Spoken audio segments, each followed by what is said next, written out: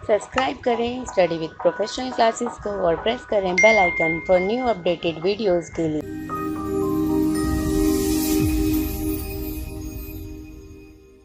CSR तो corporate social responsibility basically क्या होता है। अब जब बिजनेसमैन जो है वो बहुत सारा प्रॉफिट कमा रहा है तो उसकी कुछ रिस्पॉन्सिबिलिटी होती है कि वो जो है पब्लिक से जो प्रॉफिट अर्न कर रहा है तो वहाँ पर वो कुछ कंट्रीब्यूट करे, कुछ उसकी रिस्पॉन्सिबिलिटी हो, ठीक है। तो it is a responsibility to take care of human rights, stakeholder, employees, तो एम्प्लॉय के लिए जो उसकी रिस्पॉन्सिबिलिटी है, ठीक है। एनवायरनमेंट, तो वो एनवायरनमेंट को साफ़ सुथरा रखे। Society in which it's operate, जहाँ पर वो अपना बिजनेस ऑपरेट कर रहा है, ठीक है।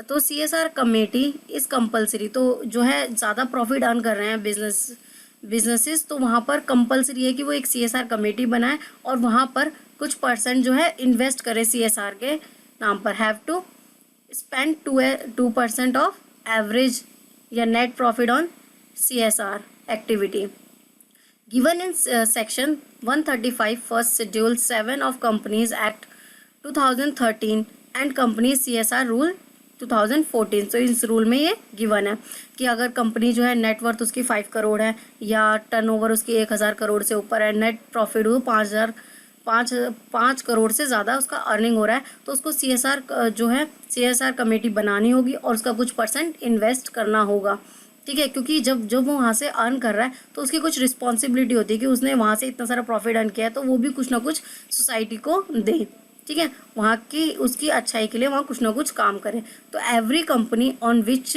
CSR is applicable is required to constitute और CSR कमेटी, तो उनको CSR कमेटी एक बनानी होगी बोर्ड के द्वारा। कंसिडरिंग 3 और मोर डायरेक्टर, जहाँ 3 और मोर डायरेक्टर होते हैं, out of which at least 1 director shall be independent director, 1 director जो है वो इंडिपेंडेंट डायरेक्टर हो सकता है। However if a company is not required to appoint in an independent director, अगर वो नहीं उनको रिक्वायर्ड है, देन इट शैल हैव 2 और मोर डायरेक्टर इन कमेटी, तो 2 डायरेक्टर से भी जो है कमेटी बनाई जा सकती है। Containing 2 director in case of a private company having only 2 director on it's board, containing at least 2% in case of foreign company. अगर 2 फॉरेन कंपनी है तो वहाँ पर 2 डायरेक्टर भी जो है वो वर्क कर सकते हैं। Which 1% shall be authorised by person resident in India, लेकिन 1% जो है वो ऑथोराइज्ड होना चाहिए resident in India and other nominated by foreign company, तो अदर जो मेंबर है वो नॉमिनेटेड हो सकता है फॉरेन कंपनी से, ठीक है।